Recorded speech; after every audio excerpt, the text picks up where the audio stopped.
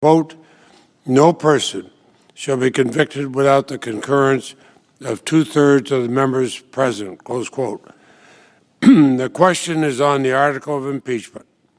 Senators, how say you? Is the respondent Donald John Trump guilty or not guilty? A roll call vote is required, and the clerk will call the roll. Ms. Baldwin. Guilty. Ms. Baldwin, guilty. Mr. Barrasso. Mr. Barrasso, not guilty. Mr. Bennett. Mr. Bennett, guilty. Mrs. Blackburn. Not guilty. Mrs. Blackburn, not guilty.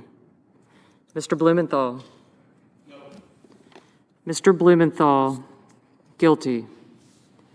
Mr. Blunt. Not guilty. Mr. Blunt, not guilty. What's up, good guys? Dr. John Podcast is here. So this is happening right now. Kash Patel dodged questions at his FBI confirmation hearing about invoking the Fifth Amendment, hiding behind a sealed order that senators and a federal judge say doesn't exist. The man who told a court that telling the truth would expose him to prosecution is now in charge of deciding which federal crimes get investigated. Let me take you back to where this all began, because the background is essential for understanding why this story matters so much. Back in 2022, Special Counsel Jack Smith was running a federal grand jury investigation into Trump's handling of classified documents at Mar-a-Lago. This was a massive case. Documents marked top secret and above were found stored in a bathroom, a ballroom, and various rooms throughout the property, and investigators needed witnesses. One of the most important witnesses they wanted to talk to was Kash Patel. Mr. Booker. Guilty. Mr. Booker, guilty. Mr. Bozeman. Not guilty. Mr. Bozeman, not guilty. Mr. Braun. Not guilty. Mr. Braun, not guilty. Mr. Brown. Guilty. Mr. Brown, guilty. Mr. Burr. Guilty. Mr. Burr, guilty. Ms. Cantwell. Guilty. Ms. Cantwell, guilty. Mrs. Capito. Not guilty. Mrs. Capito, not guilty. Mr. Cardin. Guilty. Mr. Cardin, guilty. Mr. Carper. Guilty. Mr. Carper, guilty. Mr. Casey. Guilty. Mr. Casey, guilty. Mr. Cassidy. Mr. Cassidy, guilty. Because Patel had been going on television for months claiming that Trump had a blanket declassification order that covered all those documents. If that was true, it was Trump's most powerful legal defense. And if it wasn't true, Patel had some serious explaining to do. So prosecutors subpoenaed him to testify before the grand jury. And Kash Patel, Trump's loyalist, Trump's guy, Trump's public defender, showed up to that grand jury and invoked his Fifth Amendment right against self-incrimination. He refused to answer questions because he believed his truthful answers would expose his own criminal conduct. That is a confession, not in words, but in law. That is what it means when you take the Fifth. The legal standard for invoking the Fifth Amendment in a grand jury setting is not casual. Ms. Collins. Guilty. Ms. Collins, guilty. Mr. Coons. Guilty. Mr. Coons, guilty. Mr. Cornyn. Not guilty. Mr. Cornyn, not guilty. Ms. Cortez Masto. Guilty.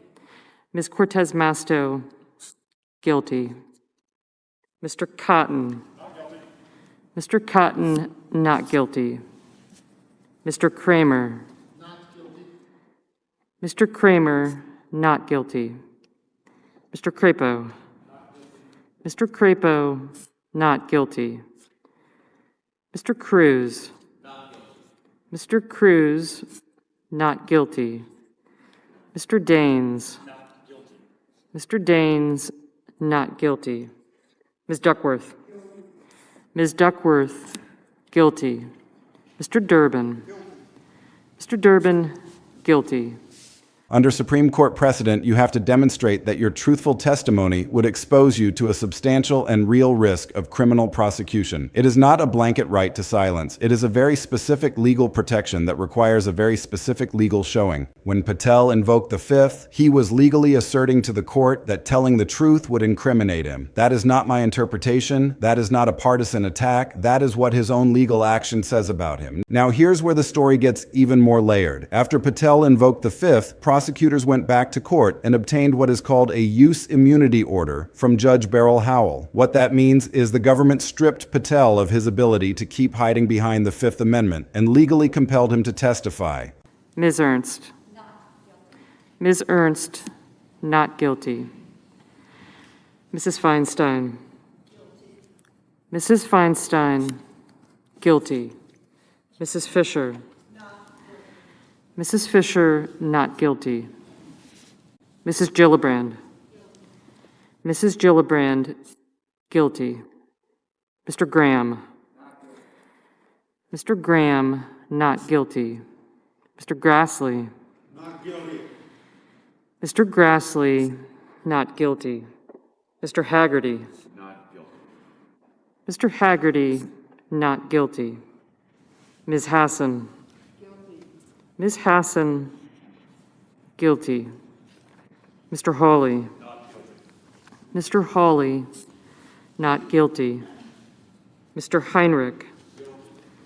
Mr. Heinrich, guilty. Mr. Hickenlooper. Mr. Hickenlooper, guilty. Under use immunity, anything he said could not be used directly against him, but he had to talk. He had no choice. And so Patel testified. And legal analysts say that testimony given under compulsion directly undercut Trump's classified documents defense. The man who had been Trump's loudest public cheerleader on television, saying the declassification order was real and everything was legal, apparently told a very different story when he was under oath and had no legal cover to stay silent. Let that sink in. Trump's own guy compelled to speak the truth, and what came out did not help Trump. And then Patel got confirmed as FBI director anyway. He got sworn in. He took over an agency of 38,000 people. Ms. Hirono. Ms. Hirono, guilty. Mr. Hoven. Mr. Hoven, not guilty. Mrs. Hyde-Smith. Not guilty. Mrs. Hyde-Smith, not guilty. Mr. Inhofe. Mr. Inhofe, not guilty. Mr. Johnson. Not guilty. Mr. Johnson, not guilty. Mr. Kane. Guilty. Mr. Kane, guilty. Mr. Kelly. Guilty. Mr. Kelly, guilty. Mr. Kennedy. Not guilty. Mr. Kennedy, not guilty. Mr. King. Guilty. Mr. King, guilty. Ms. Klobuchar. Guilty. Ms. Klobuchar, guilty. Mr. Langford. Mr. Langford, not guilty. Mr. Leahy.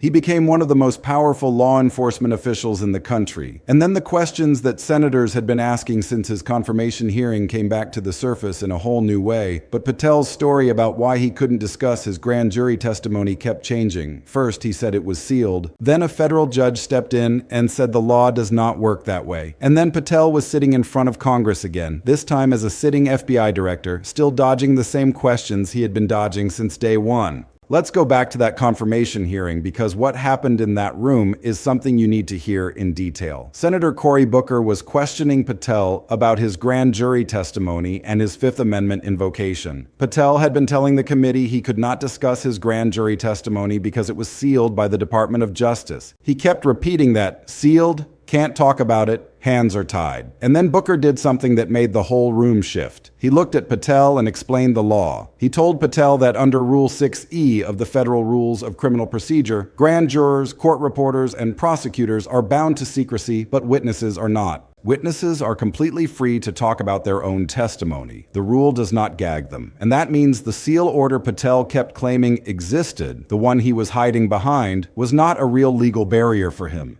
The man nominated to run the FBI was either ignorant of a basic rule of criminal procedure or was deliberately misleading the United States Senate. Those are the only two options, and neither one is a good look for the future head of America's top law enforcement agency. And here's the part that made it even worse. Patel had actually told Booker during that same hearing that he would love his grand jury testimony to be released. He said those exact words. He said he would love it. And then in written follow-up answers submitted to the committee after the hearing, he said under oath that he could not discuss the testimony because it was subject to a seal order. So in the same confirmation process, Patel said he would love the testimony to come out and also said he legally could not talk about it. You cannot have it both ways. Either you want it out and you're free to discuss it or you're legally barred from discussing it. Saying both things at the same time is not a misunderstanding. That is what Senators Whitehouse, Booker, and Schiff called in their official letter to the chairman, a grave prospect that the nominee is misleading members of the committee by falsely hiding behind a non-existent seal order. Those are not my words. Those are the words 3 sitting United States senators put in a formal letter about the man who is now running the FBI. Now let's talk about what Senator Whitehouse specifically said because he put it in the most direct legal terms possible. In a press release and letter to the committee, Whitehouse pointed out that under well-established Supreme Court precedent, a witness can only invoke the Fifth Amendment if they face what the court calls a substantial and real risk of criminal prosecution. That is the legal standard. You don't get to just invoke the Fifth for fun. You have to actually face a genuine risk of being charged with a crime. So when Kash Patel invoked the Fifth in that grand jury, what he was legally telling the court is that answering truthfully would expose him to a substantial and real risk of criminal prosecution. Whitehouse put it plainly. When an individual seeking to lead the FBI has declared himself to be a substantial and real risk of criminal prosecution, that may be further inquired. And then he asked a question nobody in Trump's circle wanted to answer. What crimes was Patel afraid of being prosecuted for? That question was never answered. Patel never explained it. The Senate confirmed him anyway. Let's now talk about the Epstein file situation because that is where a federal judge entered the picture and things got even more intense. As FBI director, Patel was asked repeatedly by Congress to release documents related to Jeffrey Epstein. The public wanted to know what was in those files. Lawmakers on both sides demanded transparency. And Patel's response, both at his oversight hearing and in other testimony, was to claim that the FBI had released everything it was lawfully permitted to release and that court orders were blocking the rest. He kept pointing to sealed court orders as the reason more documents couldn't come out. Same playbook he used during his confirmation hearing. Sealed orders, can't talk about it, hands are tied. But judges and lawmakers started looking at the specific orders Patel was citing, and what they found was that his claims did not hold up under scrutiny. Democrats on the House Judiciary Committee pointed out that documents Patel said were sealed had actually been unsealed as part of the prosecution of Ghislaine Maxwell. So either Patel didn't know the actual status of the documents he was citing, or he was using the word sealed as a shield to avoid doing something he didn't want to do. Neither explanation is acceptable from the director of the FBI. And then Judge James Boasberg entered the picture. Boasberg, who has been one of the most consequential federal judges dealing with Trump-era legal battles, confronted Patel over his claims about sealed orders and his conduct regarding subpoena documents. According to detailed accounts of that confrontation, Boasberg made it clear that Patel's position on what was and wasn't sealed did not line up with the actual legal record. The judge pointed to the same Rule 6E issue that Booker had raised during the confirmation hearing, the rule that says witnesses are free to discuss their own testimony, and Patel found himself in the position of having a federal judge essentially explain to him that the legal cover story he had been using in front of Congress and in legal proceedings was not accurate. Boasberg reportedly warned that Patel's conduct in the matter had created potential exposure for perjury and obstruction. The director of the FBI, the person whose entire job is to uphold the law and pursue truth, was being told by a federal judge that his own statements about what the law required might themselves constitute criminal violations. Now, the administration's response to all of this was predictable. Trump defended Patel. The White House called the criticism politically motivated. Allies on social media said the whole thing was a deep state setup designed to take down a loyal Trump soldier, and Patel himself kept his combative posture at his Senate oversight hearing. When Democratic senators pushed him on broken promises, on politically motivated firings at the FBI, on his grand jury testimony, Patel shot back. He told senators he doesn't take lightly being accused of lying. He posted on social media telling senators that if they were going to come after him, they they should use facts. He said, America deserves a better brand of justice, and he was giving it to them. The FBI director said that on social media about sitting United States senators who were doing their constitutional oversight job. This is the guy running the FBI right now. Let's also zoom in on what happened at Patel's oversight hearing, because by that point he had been FBI director for about 7 months, and the questions from senators had gotten even sharper. This wasn't his confirmation hearing anymore. This was a sitting director being held accountable for what he had done in office, and the picture that emerged was not pretty. Senator Richard Blumenthal told Patel directly, "I am not going to mince words. You lied to us." He was referring to Patel's promise during his confirmation hearing that no FBI employees would be terminated for political reasons. By the time of the oversight hearing, a significant number of agents and employees tied to investigations of Trump and his allies had been removed from their positions. Democratic senators called it a purge. They called it retaliation.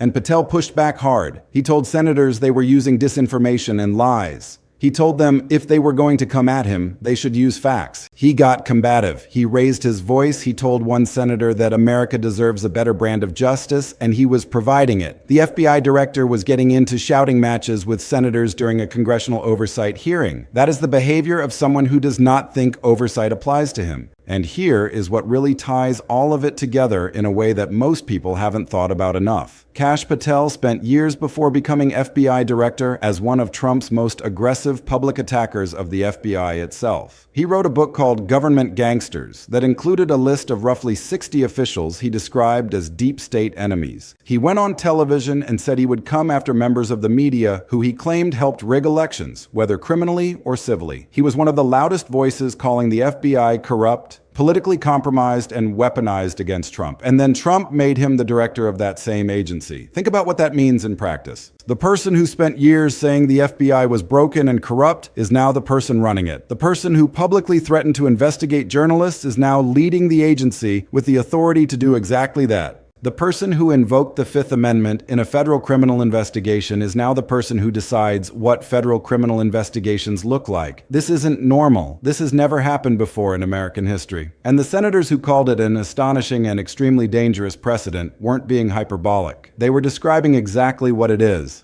Let me break this all the way down because there are a few core points here that I really need you to walk away understanding. The first and most important one is what it actually means legally when someone invokes the Fifth Amendment in a federal grand jury. There is a common misconception that taking the Fifth just means someone is being careful or doesn't want to get tangled up in legal stuff. That is not how it works in a grand jury setting. Under Supreme Court precedent, the threshold for invoking the Fifth is real and specific. You have to demonstrate that your truthful testimony would expose you to a substantial and real risk of criminal prosecution. It is not a blanket right to silence in any situation. It is a very specific legal protection that requires a very specific legal showing. When Kash Patel invoked the Fifth before that grand jury in the classified documents investigation, he was legally asserting to the court that telling the truth would incriminate him. That is what his own legal action says about him. Not my interpretation, not a partisan attack, his own legal filing. The law says what it says. And what it says is that Patel told a federal court that truthful testimony would expose him to criminal prosecution risk. That is the man who is now the director of the FBI. The second thing I want you to understand is the sealed orders issue, because this is where things go from legally complicated to genuinely alarming. Patel's defense for why he couldn't discuss his grand jury testimony, both during his confirmation and afterward,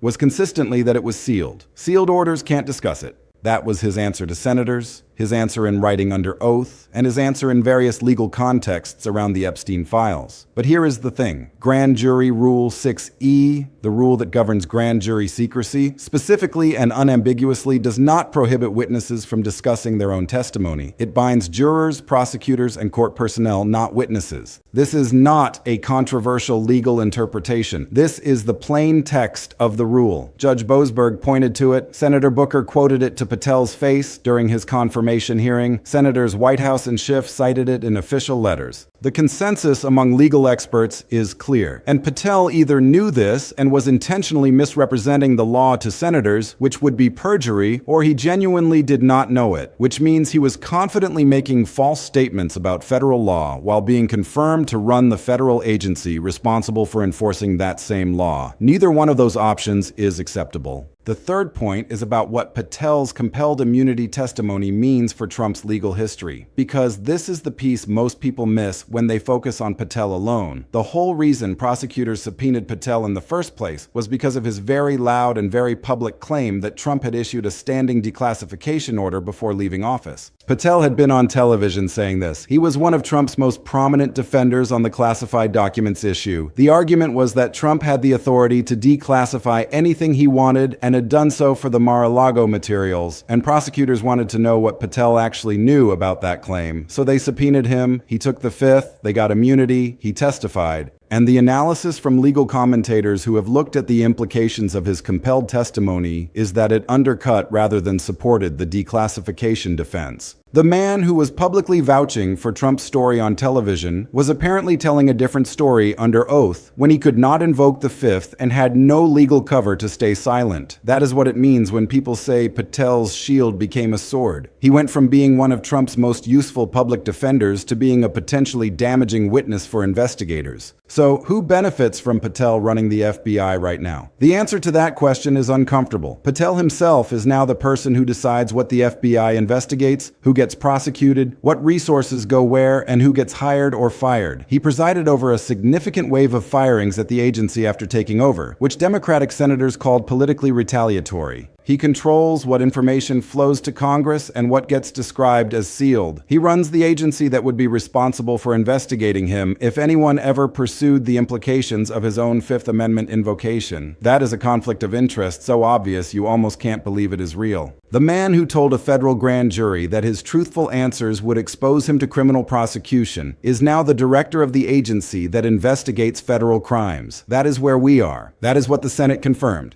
And that is why those senators who called the precedent astonishing and extremely dangerous were not being dramatic. They were being accurate. Let's talk about the fourth piece of this, which is the broader pattern of how Patel operates when he is under legal or political pressure, because it tells you a lot about what the next few years at the FBI are going to look like. When Patel faces a hard question he doesn't want to answer, his move is always the same. Cite a rule, a seal, a court order, a legal restriction that conveniently prevents him from giving a straight answer. During his confirmation hearing, it was the sealed grand jury order that senators and a judge later said does not restrict witnesses. During the Epstein Files controversy, it was court orders that Democratic lawmakers pointed out were being cited inaccurately. The pattern is consistent. Use legal-sounding language to shut down inquiry. Make it sound like your hands are tied, and then if someone pushes back hard enough, get combative and accuse them of using disinformation. That is the playbook. And now that playbook is being run by the director of the FBI, the agency that is supposed to be the gold standard of honest and impartial law enforcement in the United States. One more thing before we wrap this up, because it deserves to be said plainly. The confirmation of Kash Patel as FBI director was described by multiple legal scholars and former law enforcement officials as setting a precedent the country has never seen before. He is the first senior law enforcement official in American history to have invoked the Fifth Amendment about his own conduct and then been confirmed to lead the FBI, the first ever in American history. That alone should have disqualified him in the eyes of any senator who takes oversight seriously, but it didn't. He was confirmed along party lines, and now he is there running the bureau, firing agents, deciding what gets investigated, and using sealed court orders as his answer every time someone asks an inconvenient question. The precedent is set.